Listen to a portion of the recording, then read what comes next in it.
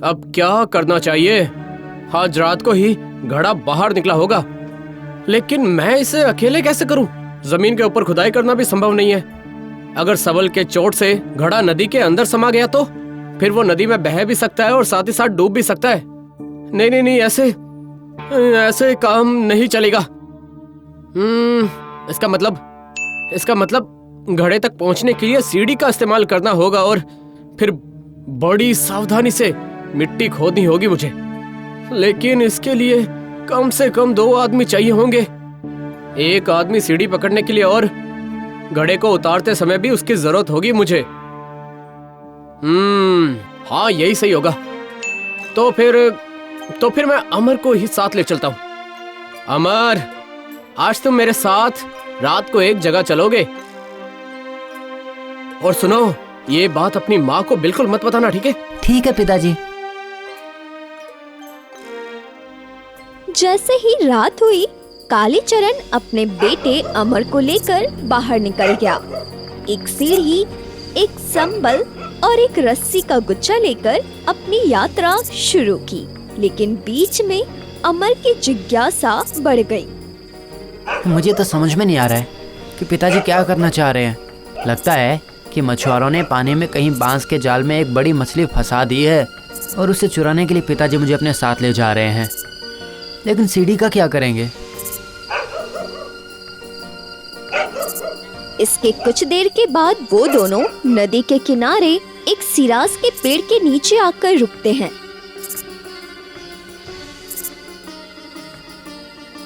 अमर पेड़ को देखकर आश्चर्यचकित हो जाता है और अपने पिता से कहता है, पिताजी, मछुआरे इतनी दूर जाल नहीं फेंकते, ये तो सिरस का मोड़ है। अरे मछुआरे से हमारा क्या लेना देना? अब तुम सीढ़ी को यहाँ ठीक से लगा दो, ठीक है? कालीचरण बड़ी मुश्किल से सीढ़ियाँ चढ़ता है।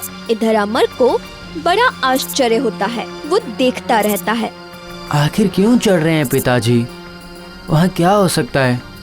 कोई बड़ी मछली भी नहीं। तो क्या फिर पिताजी यहाँ पे कोई दवा की जड़ लेने आए हैं या मुठा घास की जड़? अमर बहुत डरा हुआ था। उसके शरीर में डर से सिहरन पैदा होने लगी। चारों ओर अंधेरा था। नदी का पानी कल कल कर रहा था और छोटी छोटी लहरें नदी से टकरा रही थी।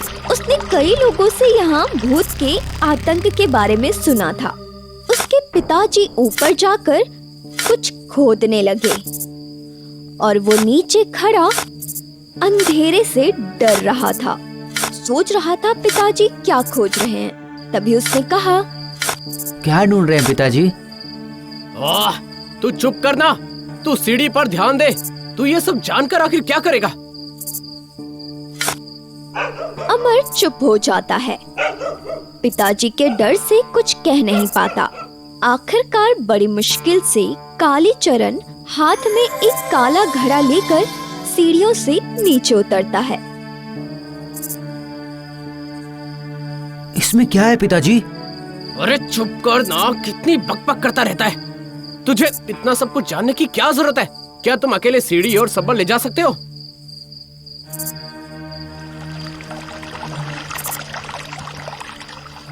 गांव का चौकीदार देर रात को निगरानी के लिए बाहर निकलता है। इसलिए चौकीदार की नजर से बचने के लिए कालीचरण अपने बेटे को लेकर बांस के रास्ते जाता है।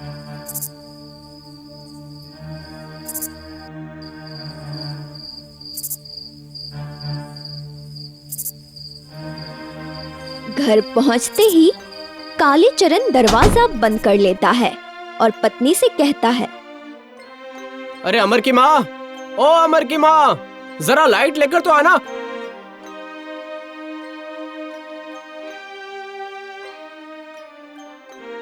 इस घड़े में क्या है जी? ये देखने में तो शमशान का घड़ा लग रहा है। कहाँ से लेकर आए हैं आप इसे? अधीर और उत्सुक कालीचरण ने कोई उत्तर नहीं दिया और संबल की एक चोट से घड़े को फोड़ दिया और तभी तारकोल जैसा एक दुर्गंध युक्त पदार्थ फफूंद की तरह जमीन पर चारों ओर फैल जाता है। रात में ना जाने कहां से आप ये घड़ा उठा कर ले आए हैं। अब देखिए क्या हो गया ये। इतनी मेहनत सब बेकार हुई। सोचा था कि बचपन में दी गई भविष्यवाणी सच होगी, लेकिन अब तो मुझे पैसों से या सोने से भरा हुआ घड़ा मिलेगा, लेकिन उसके बदले ये क्या है, काला काला। अरे हाय हाय हाय, सोना तो दूर की बात है, इस घड़े में तो चांदी का एक टुकड़ा भी नहीं है।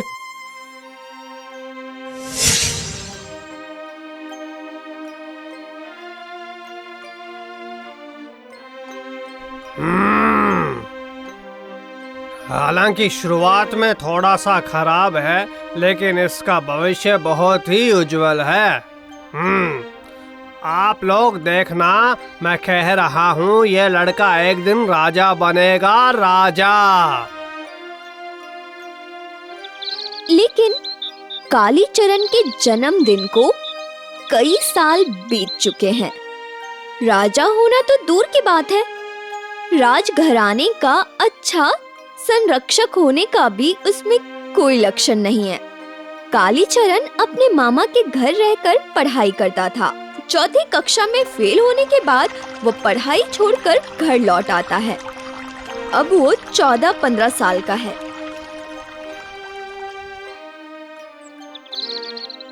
सुबह 10 बजे थे।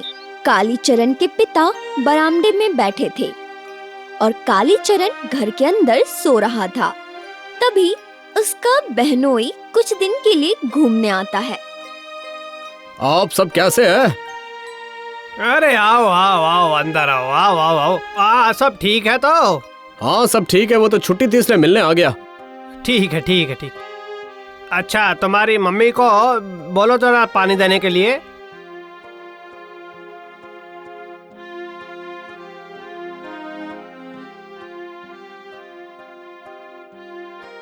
हम सब ठीक हैं, बस कालीचरण की चिंता है हमें। अगर मेरे पास अभी भी नौकरी होती तो मैं कुछ कर सकता था। अब ये तो पता नहीं है कि साहब अभी कोलकाता में है भी या नहीं। आप बिल्कुल भी चिंता मत कीजिए, सब ठीक हो जाएगा। कालीचरण को टेलीग्राफी सीखने के लिए कहिए, तब वो अपनी लाइफ में कुछ कर पाएगा। मैं कोलकाता से एक टाइपराइटर और टेलीग्राम सीखने के लिए कुछ किताबें भेज दूंगा, ठीक है? ठीक है, जो भी होगा अच्छा होगा। बस तुम जरा कोलकाता में थोड़ा इंतजाम कर देना है। इसके बाद कालीचरण पूरे दिन अभ्यास करता। अब गांव के लड़के उसकी ओर प्रशंसा की दृष्टि से देखते। कालीचरण गंभीर चेहरे के साथ पश्चिमी घर में बैठकर टाइपराइटर में अभ्यास करता। न तूफान, न बारिश, न सर्दी, न गर्मी, न त्योहार, न उत्सव, न शनिवार, न रविवार, बस दृढ़ संकल्प के साथ गुरु द्रोणाचार्य से द्रोण विद्या सीखने में अर्जुन ने भी शायद इतनी दृढ़ता नहीं दिखाई होगी। चाहे उन्होंने मलभूमि में कितनी भी लकड़ी के पक्षियों को भेदा हो। कुछ साल तक टेलीग्राफ सीखने के बाद कालीचरण रेलवे में नौकरी के लिए प्रयास करता है। वो गांव के लड़कों से कहता है, पता है ERR रेलवे आई साहब ने मेरी याचिका पर जवाब दिया है, उनके अपने हस्ताक्षर है। क्या लिखा है कालीचरण भैया? लिखा है अभी नौकरी के लिए पद खाली नहीं है, खाली होते ही सूचना दी जाएगी। रुको, ये देखो देखो। पर इतना सब कुछ करने के बाद भी कुछ नहीं हुआ। महीने पे महीने बीत गए, लेकिन TI साहब की चिट्ठी दोबारा नहीं आई। अचानक एक दिन बादल रहित आकाश में चांद निकला। कालीचरण के पिता एक समय में फौजदारी अदालत के नाजिर थे। बंटल साहब नाजिर महोदय को बहुत पसंद करते थे। उन्होंने हितवादी पत्रिका में पढ़ा कि साहब रेवेन्यू बोर्ड के सदस्य के रूप में राइटर्स बिल्डिंग में आए थे, इसलिए वो साहब से मिलने कोलकाता गए।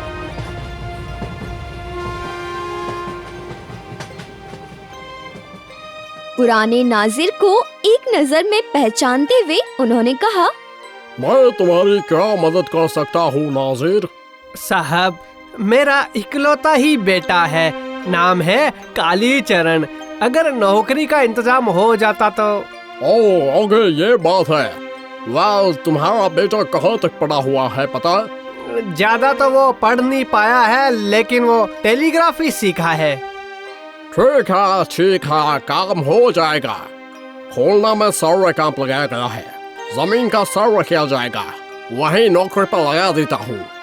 अगर तुम्हारा बेटा एंट्रेंस पास क्या होता तो मैं उसे अपने साथ ही रख लेता, पता है तुम्हें? कालीचरण काम पर चला गया और उसके बुजुर्ग पिता भी उसके साथ गए, क्योंकि कालीचरण की माँ का कहना था कि वो अपने बेटे को इतनी दूर अकेले नहीं भेज सकती। लेकिन इस सफर का उम्र बहुत ही कम था। 2 महीने के अंदर कालीचरण के पिता अपने बेटे को लेकर घर आ गए। सुनने में आया कि कालीचरण ने नौकरी छोड़ दी। वहां रहना मुश्किल था। नदी का पानी खारा था, पास में सुंदर वन और शाम ढलने के बाद बाघों का डर। खाना बनाने के लिए जंगल से लकड़ी लानी पड़ती थी।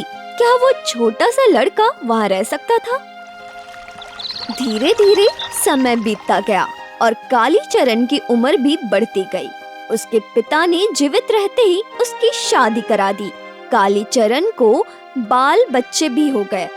पिता के पेंशन के पैसे से परिवार चल रहा था। पिता की मृत्यु के बाद बड़े परिवार की जिम्मेदारी कालीचरण के कंधों पर आ जाने से उसका जीवन अस्त व्यस्त हो गया। इतना बड़ा परिवार, अपने बेटा बेटी, विधवा बहन, उसके भी 2 बेटा बेटियां, मेरी माँ, उफ कितने सारे हैं। इस परिवार को कैसे चलाऊं? अगर मैं खुलना की नौकरी नहीं छोड़ता तो आज ये दिन देखने नहीं पड़ते।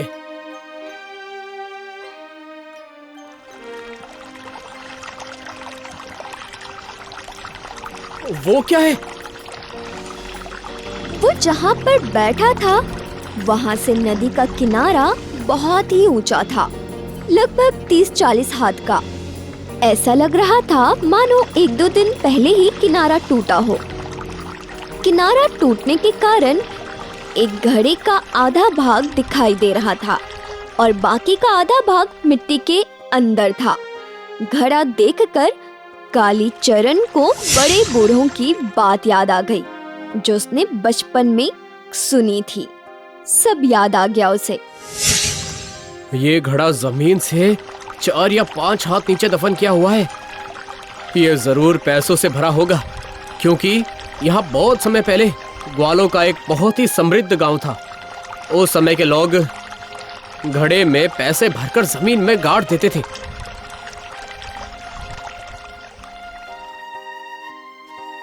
ऐसा लगता है कि इस घड़े पर किसी का ध्यान नहीं गया होगा। हो सकता है ये किनारा कल रात को ही टूटा हो, और एक टूटे फूटे घड़े पर इतना ध्यान कौन देता है भला? हल्की नाव से दिखाई देने पर भी मछुआरे नदी के इस पार इतनी दूर नहीं आएंगे। इतना कहकर कालीचरण वहां से चला जाता है। वो अपना सामान समेटकर घर की ओर जाता है ताकि उस जगह पर कालीचरण को कोई न देखे। वो रात को आएगा और चुपचाप पैसों से भरा वो घड़ा अपने साथ ले जाएगा। मेरी किस्मत बिल्कुल अच्छी नहीं है। ऐसी जगह पर गड़ा हुआ घड़ा मिलने पर भी उसमें से निकला सिर्फ टारकोल। नहीं तो क्या मैं बेंटली साहब की दी हुई नौकरी छोड़ देता? हाँ, पकड़कर भी खोना मेरी किस्मत है।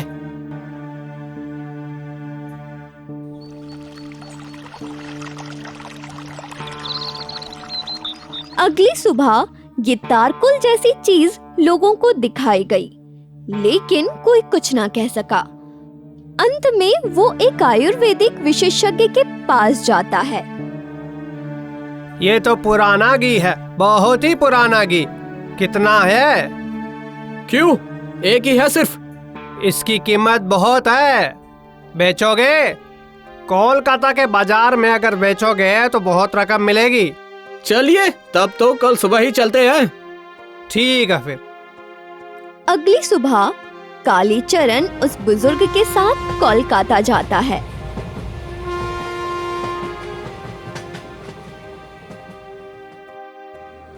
सेन के बऊ बाजार में आयुर्वेद की एक बड़ी दुकान थी। घी देखकर उसने कहा, हाँ, सामान तो बहुत अच्छा है, करीब करीब 200 साल पुराना होगा। तुम्हारे घर में था?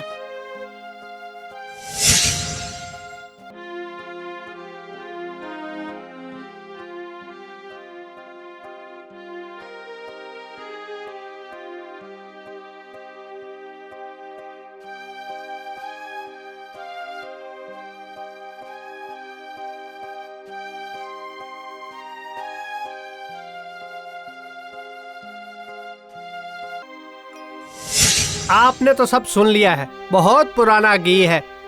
देखिए गड़ा है, कितना देंगे बोलिए? 7 रुपए दे सकता हूँ। अरे बाप रे, पुराने घी का इतना मिलता है?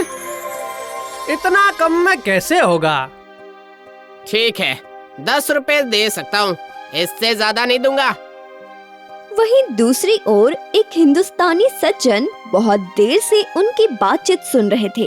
वो उठे और उस बुजुर्ग को बाहर ले जाकर बोले, मैं रायगढ़ के राजा का प्रबंधक हूँ। मैं बहुत देर से आप लोगों की बात सुन रहा था। हमारे राजा की माँ बहुत ही उम्रदराज है, उन्हें दम्मे की बीमारी है। मैं यहाँ पर पुराना घी खरीदने के लिए इनकी दुकान पर आया था। और तो और कोलकाता की किसी भी दुकान में इतना पुराना घी नहीं मिलता। मैं तुम्हारा घी लेने को तैयार हूँ और इसके लिए 100 रुपए प्रति शेर कीमत भी दूंगा। चलो अब इसका वजन करो। देखो, मैं 100 रुपए प्रति शेर कीमत देने को तैयार हूँ। अब जल्दी से इसका वजन कीजिए। उस घड़े में कुल 12.5 सेर घी था, लेकिन असल घड़े में घी अधिक था, जो गिरकर नष्ट हो गया था। बचा हुआ घी नए घड़े में भरकर लाया गया था। घी बेचने से कुल 1200 रुपए मिले। तो फिर उसका राजा बनने में आश्चर्य ही क्या है।